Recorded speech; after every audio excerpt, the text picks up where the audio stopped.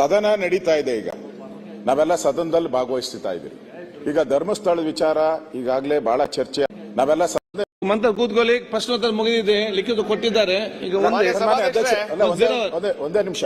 ಸನ್ಮಾನ್ಯ ಅಧ್ಯಕ್ಷರೇ, ಸದನ ನಡೀತಾ ಇದೆ. ಈಗ ನಾವೆಲ್ಲ ಸದನದಲ್ಲಿ ಭಾಗವಹಿಸ್ತಾ ಇದ್ದೀವಿ. ಈಗ ಧರ್ಮಸ್ಥಳ ವಿಚಾರ ಈಗಾಗಲೇ ಬಹಳ ಚರ್ಚೆ ಆಗಿ, ಧರ್ಮಸ್ಥಳದಲ್ಲಿ ಕೊಲೆಗಳಾಗಿದೆ, 106 ಕೊಲೆಗಳಾಗಿದೆ ಅಂತ ಹೇಳಿದಂತ ವ್ಯಕ್ತಿ ಇವತ್ತು ಸ್ಟೇಟ್ಮೆಂಟ್ ಮಾಡಿದ್ದಾರೆ. ರಾಜ್ಯದ ಮುಖ್ಯಮಂತ್ರಿ 28 ಕೊಲೆ ಮಾಡಿದ್ದಾರೆ ಅಂತೇಳಿ ಸ್ಟೇಟ್ಮೆಂಟ್ ಮಾಡಿದ್ದಾರೆ. ಸನ್ಮಾನ್ಯ DK ಶಿವಕುಮಾರ್ ಅವರು ಮುಂದೆ ಬಂದು ಉತ್ತರ ಕೊಡಬೇಕು. ಅದನ್ನೇ ಕೇಳ್ತಾ ಇದ್ದೀನಿ. ಸನ್ಮಾನ್ಯ ಅಧ್ಯಕ್ಷರೇ, ಈ ತರ ಸದನ ನಡೆಯುವಾಗ ಒಬ್ಬ ರಾಜ್ಯದ ಮುಖ್ಯಮಂತ್ರಿಗೆ 28 ಕೊಲೆ ಆಗಿದೆ ಅಂತ ಹೇಳಿದ್ರೆ ಈ ರಾಜ್ಯದಲ್ಲಿ ಏನ್ ಗೂಂಡಾ ರಾಜ್ಯ ನಡೀತಾ ಇದೆ ಇದು? ಹಾಗಾದ್ರೆ ಯಾರು ಬೇಕಾದ್ರೂ ಏನ್ ಹೇಳ್ಬೋದ? ಈಗ ಅವ್ರು ಯಾವ ವ್ಯಕ್ತಿ SIT ಮಾಡಬೇಕು ಅಂತ ಮುಖ್ಯಮಂತ್ರಿಗಳ ಮೇಲೆ ಪ್ರಭಾವ ಬೀರಿದ್ರು, ಅದೇ ಟೀಮ್ ಪ್ರೆಸ್ ಮೀಟ್ ಮಾಡಿ ಕೂತ್ಕೊಂಡು ಪ್ರೆಸ್ ಮೀಟ್ ಮಾಡಿ ಇವತ್ತು ಅಲ್ಲ ಹೇಳ್ಬಿಡ್ತೀನಿ, ಮುಖ್ಯಮಂತ್ರಿ ಮೇಲೆ ಆಪಾದನೆ. ಹಂಗಾರೆ ಮುಖ್ಯಮಂತ್ರಿ 28 ಕೊಲೆ ಮಾಡಿದ್ದಾರೆ ಅಂತ ತಿಳ್ಕೊಬೇಕಾ? ನಾವ್ ಯಾರು ನಾವು ಕೊಲೆಗಡಕರು ಅಂತ ಹೇಳ್ಬೇಕಾ ಮುಖ್ಯಮಂತ್ರಿನ? ಸಾಧ್ಯ? ಹೇಳಿ ನೀವೇ. ಇಲ್ಲೆಲ್ಲರೂ ಇದ್ದಾರೆ. ಏನಾಗಾರಿ ಏನು ಈಗ ನಾನು ಹೇಳೋವಂಥದ್ದು, ಸದನ ನಡೆಯುವಾಗ ಈ ತರ ಅವನ ಮೇಲೆ SIT ರಚನೆ ಮಾಡ್ತೀರಾ? ಈಗ ಅವನಿಗೊಂದು ಮುಸ್ಕ್ ಹಾಕ್ತೀರಾ? ಇನ್ನು 15 ದಿನ ಅದೇ ಸೀರಿಯಲ್ ನಡೀತತ? ಅವ್ನು ಹೇಳಿದ ಕಡೆ ಎಲ್ಲ ಗುಂಡಿ ತೆಗಿತೀರಾ ನೀವು? ಏನ್ ಮುಖ್ಯಮಂತ್ರಿ ಮೇಲೆ ಆಪಾದನೆ ಮಾಡಿದ್ರು ಏನು ಈ ಸರ್ಕಾರಕ್ಕೆ ಕಿವಿನೂ ಕೇಳಿಸಲ್ಲ, ಕಿವಿನೂ ಇಲ್ಲ, ಏನೂ ಇಲ್ಲ. ಈಗ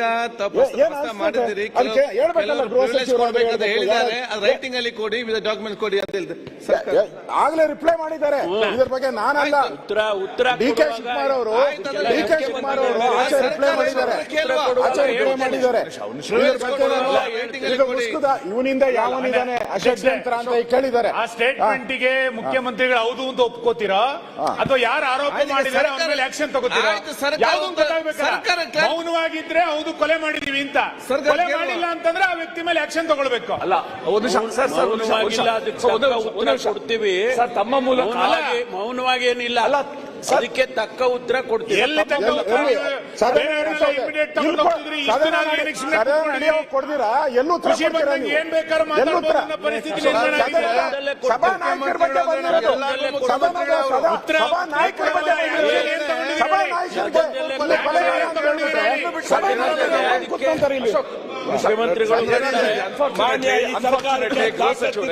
ಮರ್ಯಾದೆ ಇದೆ. ಇಂಗ್ಲಿಷ್ ಅಲ್ಲಿ ತಿಮ್ಮಾರೋಡಿ ಅಂತ ಹೇಳಿದ್ದಾರೆ, ಬಂಧಿಸಬೇಕು ಸರ್ಕಾರ. ಇವತ್ತು ಸಾಮಾಜಿಕ ಜಾಲತಾಣದಲ್ಲಿ ಇವೆಲ್ಲನೂ ಕೂಡ ಅನ್ಟ್ರೀಟೆಡ್ ಸೀವೇಜ್ ಬರ್ತಾ ಇರೋದು. ಒಬ್ಬ ಮುಖ್ಯಮಂತ್ರಿ 28 ಮರ್ಡರ್ ಮಾಡಿದ್ದಾರೆ ಅಂತ ಒಬ್ಬ ವ್ಯಕ್ತಿ ಧೈರ್ಯವಾಗಿ ಹೇಳ್ಬೋದಾದ್ರೆ, if the government cannot take immediate action, ಏನಿದು? How are we allowing it? ಮುಖ್ಯಮಂತ್ರಿಗಳಿಗೆ ವಿಧಾನಸೌಧದ 3ನೇ ಮಾಡಲಿರುವ ಒಬ್ಬ ವ್ಯಕ್ತಿ 28 ಮರ್ಡರ್ ಮಾಡಿದ್ದಾರೆ ಅಂತ ಧೈರ್ಯವಾಗಿ ಬಂದು ಸೋಷಿಯಲ್ ಮೀಡಿಯಾ ಮುಂದೆ ಹೇಳುವಾಗ, how can the government tolerate? ಮಾನ್ಯ ಸರ್ಕಾರ ಅಣ್ಣ ಒಂದೇ ಒಂದು ನಿಮಿಷ ಅಧ್ಯಕ್ಷರೇ. ಅಲ್ಲ, ಸಂಬಂಧಪಟ್ಟಿದೆ ಸರ್, ಒಂದೇ ನಿಮಿಷ. ಈಗ ಇದಕ್ಕೆ ಮುಂದುವರಿದ ಭಾಗವಾಗಿ ಕಳೆದ ಸರಿ ನಾನು ಒಬ್ಬ ಅಡ್ವೊಕೇಟ್ ಈ ತರ ಎಲ್ಲ ಮಾಡ್ತಾವ್ರೆ ಅಂತೇಳಿ ನಾನು ಅಸೆಂಬ್ಲಿಯಲ್ಲಿ ಮಾತಾಡಿದೆ ಅಧ್ಯಕ್ಷರೇ, ಜಗದೀಶ್ ಅಂತೇಳಿ. ಅವನು ಅದ್ರ ಬಗ್ಗೆ ನಾನಿಲ್ಲಿ ಮಾತಾಡಿರೋದು ನನ್ನ ಹಕ್ಕು, ಒಂದು ಹಕ್ಕು, ನಾನು ಅಸೆಂಬ್ಲಿಯಲ್ಲಿ ಮಾತಾಡಿದ್ದೀನಿ. ಅದಾದ್ಮೇಲೆ ನೆಕ್ಸ್ಟ್ ಹೇಳ್ತಾನೆ, ಅಸೆಂಬ್ಲಿಯಲ್ಲಿ ಒಬ್ಬ ಅಯೋಗ್ಯ ಮಾತಾಡೋನೆ, ನಾನು ಮುಖ್ಯಮಂತ್ರಿ ಆಗೋದಕ್ಕೆ ಏನೇನ್ ಬೇಕೋ ಅಲ್ಲೆಲ್ಲ ಮಾಡಿ ನನ್ನ ಹೆಸರು ಅಲ್ಲೆಲ್ಲ ಓಡ್ತು, ಮುಂದೆ ಮುಖ್ಯಮಂತ್ರಿ ಆಗಿ ಬರೋದಕ್ಕೆ ಅವ್ನು ಮಾತಾಡವನೆ ಅಂತೇಳಿ ಒಂದು ಮಾತಾಡವನೆ. ಧರ್ಮಸ್ಥಳಕ್ಕೆ ನಾವು ಹೋಗಿ ಬಂದ್ವಿ ಅಧ್ಯಕ್ಷರೇ, ಯಾವುದೋ ನಾವು ಪಕ್ಷದ ಜೈಕಾರ ಹಾಕಿಲ್ಲ, ಪಕ್ಷದ ಪರವಾಗಿಲ್ಲ, ನಾವೆಲ್ಲ ಕೂಡ ಭಕ್ತರಾಗಿ ಹೋಗಿ ಬಂದಿದ್ದೀವಿ. ತಾವು ಹೋಗ್ತೀರಿ, ನಮ್ದೇನು ಅದರಲ್ಲಿ ಯಾವತ್ತೂ ನಾವು ಅದರಲ್ಲಿ ರಾಜಕೀಯ ಮಾಡಿಲ್ಲ ಆ ಕಡೆ ಹೇಳ್ದಂಗೆ. ಅದಾದ್ಮೇಲೆ 100 ಕೋಟಿ ರೂಪಾಯಿ ಧರ್ಮಸ್ಥಳದ ವೀರೇಂದ್ರ ಹೆಗ್ಗಡೆ ಹತ್ರ ಬ್ಲಾಕ್ ಮನಿ ಇಟ್ಟವನೆ ಅಂತೇಳಿ ಓಪನ್ ಆಗಿ ಹೇಳ್ದ. ಅದು ಹೋಗ್ಲಿ, ನೆನ್ನೆ ಅಲ್ಲೆಲ್ಲ ಬ್ರಿಡ್ಜ್ ಮೇಲೆ ನಿಂತ್ಕೊಂಡು ಅಳಾಳ್ಸಂದ್ರದ್ದು ಯಾವುದೋ ಒಂದು ಜಾಗ ತೋರಿಸ್ಬಿಟ್ಟು, ಈ ಜಾಗ ಧರ್ಮಸ್ಥಳದವ್ರದ್ದು, ವೀರೇಂದ್ರ ಹೆಗ್ಗಡೆ ಅವ್ರ ಫ್ಯಾಮಿಲಿದು, ಇವನು ಡಿನೋಟಿಫಿಕೇಶನ್ ಮಾಡ್ಬಿಟ್ಟು ಬೇರೆಯವ್ರಿಗೆ ಮಾರಿಸವನೆ ಅಂತೇಳಿ ಮಾಡೋನು. ದಿನ ಅದಾಗ್ತಾ ಇದೆ. ನನ್ನ ಹಕ್ಕುಗಳಿಗೆ ಚ್ಯುತಿ ತರ್ತಾವನೆ. ನಾನು ಅಸೆಂಬ್ಲಿಯಲ್ಲಿ ಮಾತಾಡಿರೋ ಅಂತ ವಿಚಾರಗಳು ಕೂಡ ಮಾತಾಡಿದ್ರೆ ನಾನು ಇನ್ನೆಲ್ಲಿ ಮಾತಾಡಬೇಕು? ಅದಕ್ಕೆ ನಾನು ಹಕ್ಕುಚ್ಯುತಿದು ರೆಕಾರ್ಡ್ ಸಮೇತ ತಮ್ಗೆ ಕೊಡ್ತಾ ಇದ್ದೀನಿ. ದಯವಿಟ್ಟು ತಾವಿಲ್ಲಿ ಹಕ್ಕುಚ್ಯುತಿಗೆ ಆ ಲಾಯರ್ ಜಗದೀಶ್ ಅವ್ರದ್ದು ಏನಿದೆಯೋ ಅದೇ ರೀತಿಯಲ್ಲಿ ಆ ತಿಮ್ರೋಡಿದು ಏನ್ ಹೇಳಿದ್ರು ದಯವಿಟ್ಟು ಮಂಡಿಸಬೇಕು ಅಂತಕ್ಕಂಥದ್ದು ಈ ರೆಕಾರ್ಡ್ಸ್ ಕೊಡ್ತಾ ಇದ್ದೀನಿ. ಈಗ ಅನೌನ್ಸ್ ಮಾಡಬೇಕು.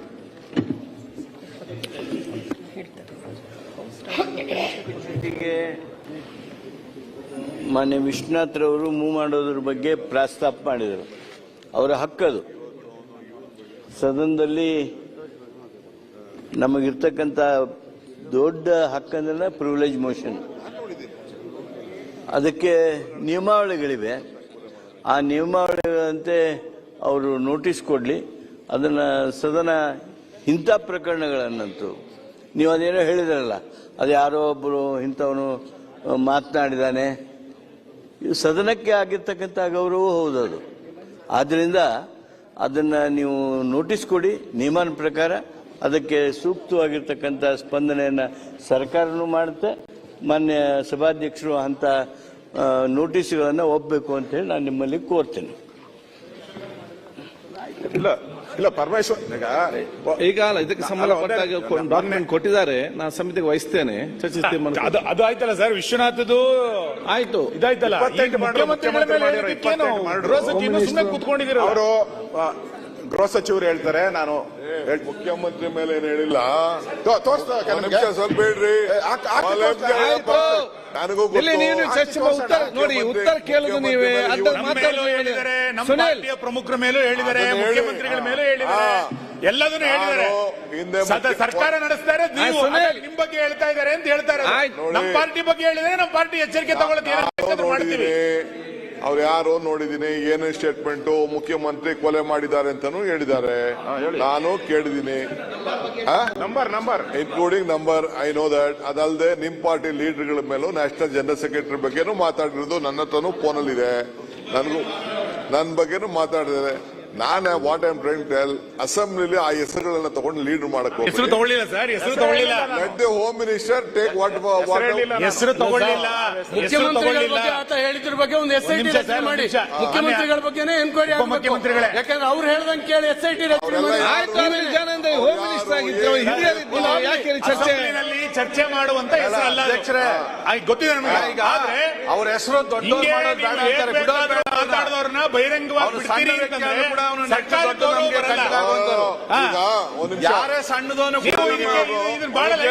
ಸಣ್ಣ ವ್ಯಕ್ತಿ ಮುಖ್ಯಮಂತ್ರಿಗಳ ಬಗ್ಗೆ ಮಾತಾಡ್ತಾನೆ, ಮಂತ್ರಿಗಳ ಬಗ್ಗೆ ಮಾತಾಡ್ತಾನೆ, ಅವ್ರ ಹೆಸರು ಪ್ರಚಾರ ಮಾಡ್ತಾನೆ. ಪ್ರಚಾರ ಇಲ್ಲಂಗೆ ಮಾಡೋಣ. ಅವನ್ನ ಮಾತಾಡ್ತೇನೆ, ನಾವೇ ಸುಮ್ಮನೆ ಇರ್ಬೇಕಣ್ಣ.